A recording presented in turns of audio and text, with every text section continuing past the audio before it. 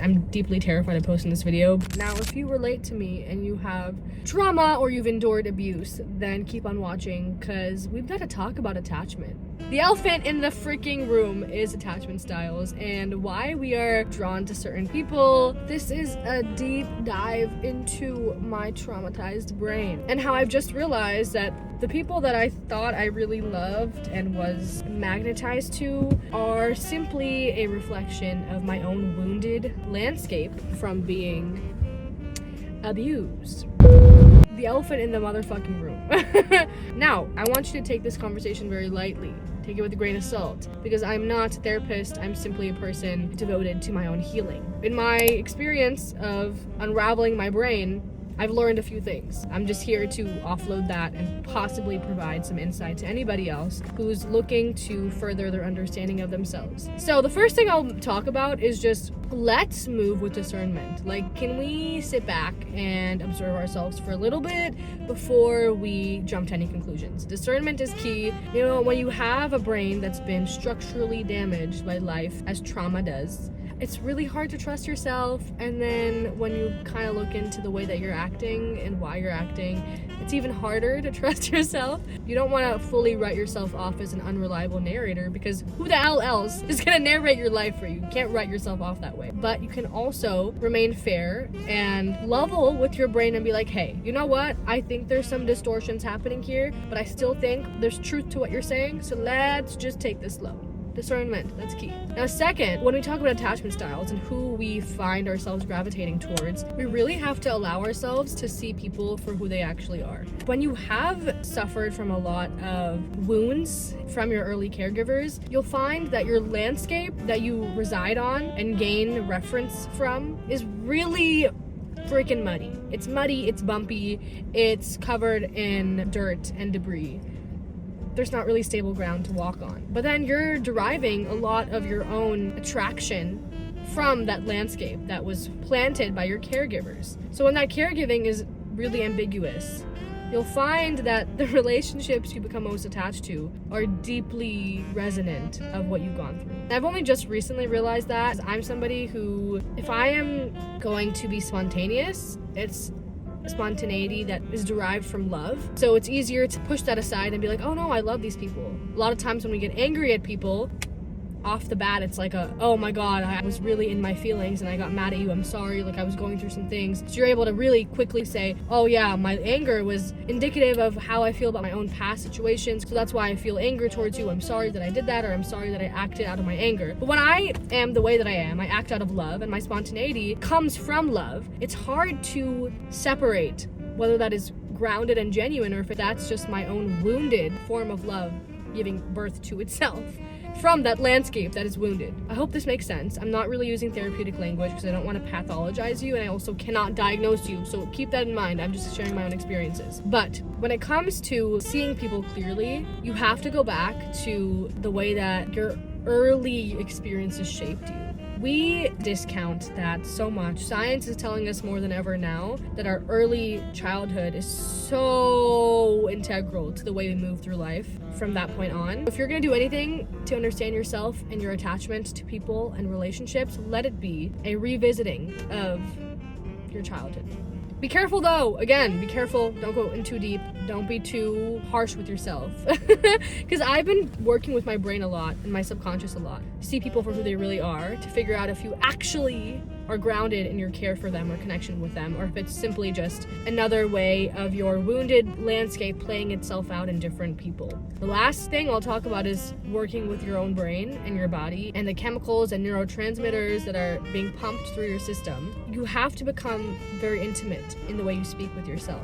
Speaking to different parts of yourself is very important. We all have fragmented aspects of our identity. The versions of ourselves we've had to abandon or forget about, they still live inside of us, babe. And those are the ones that tell you to do things that you're not really sure why. The feelings that we would call spontaneity, and it is grounded in some genuine feeling, right? I'm not going to write it off and say that it's completely discredited. But if you are in the process of becoming more in tune with your emotions and your behaviors and intentions with life and people, have to become more aware of that conversation that's happening inside of you.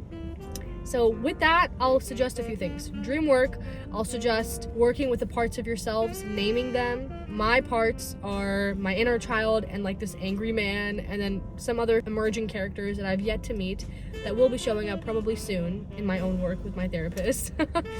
Oh my god, I can't believe I'm talking about this on the internet. Yeah, so I've realized that a lot of my life I've been acting out of the deep wounds I have. A lot of my feelings have been super genuine and rooted in care and love. So thankfully, I never have acted in a way that was like reactive, but even then it might have been easier for me to figure out what was going on with me, because anger is usually like more of a telltale sign of suppression of the internal world. But because I'm super soft in the way that I am with people, it always comes out as love. And then love is just like this expansive force that sometimes clouds your own judgment and understanding and knowledge of the self, because it's so consuming. That's what my experience was like. But working with the parts of myself and naming them and talking to them has been very helpful in figuring out where these sources of my own spontaneity spawn from. And the last thing I'll mention in working with yourself is just talking to your own existence, like your holistic existence. And that works through like mirror work, like looking at yourself in the mirror and like talking to who you are looking at, who's looking right back at you. Because, you know, parts work is like integrating all the scattered pieces of yourself, but mirror work is more like looking at who is looking back at you right now. Because that's a full-ass person, right? And acknowledging your existence in its totality humanizes you and reminds you that you're not just a therapy patient. You're not just a wounded person that needs to be healed right away. You're a fully functioning human being that deserves compassion and care, and you gotta work through the shit, but also softly, right? Move through it gently, gracefully. Gift yourself with that grace. Look at yourself and tell yourself that you're here for yourself through all the ways that life has fucked you up, and you're not going anywhere. And things are gonna get better, and we're gonna understand more and more about ourselves, and we don't have to close ourselves off from the world. We don't have to hide away. We don't have to be ashamed. This is all a part of the unraveling, and that's okay. That's totally okay, and I'm here with you. This was deeply reflective of my own therapy work and inner shadow integration I've been doing with myself. It's really revelatory, so I will warn you. Do not blame me for what you find, okay? Because we all got our demons and we got our dark spots that our brain is hiding from ourselves. So when you find those nooks and crannies, carefully sift through them, through the documents, through the dust, through all of the debris. Don't just cast it aside. Don't just kick it to the curb. You gotta sit with the mess and let it teach you a few things. I'm telling you, that mess has been hiding in the back of your brain for a while. It deserves to be seen. It deserves to be loved. And in many ways, it represents all the parts of yourself that deserve to be loved as well.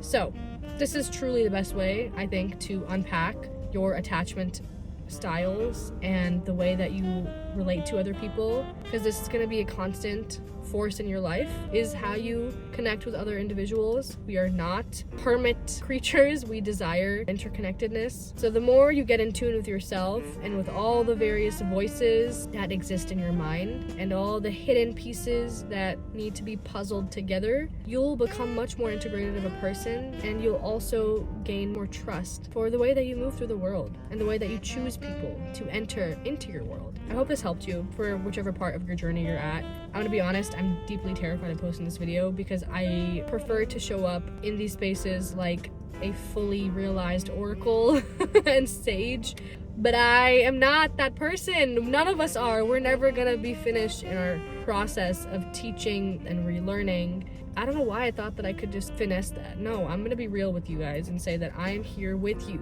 I'm here with you in the mess of it all.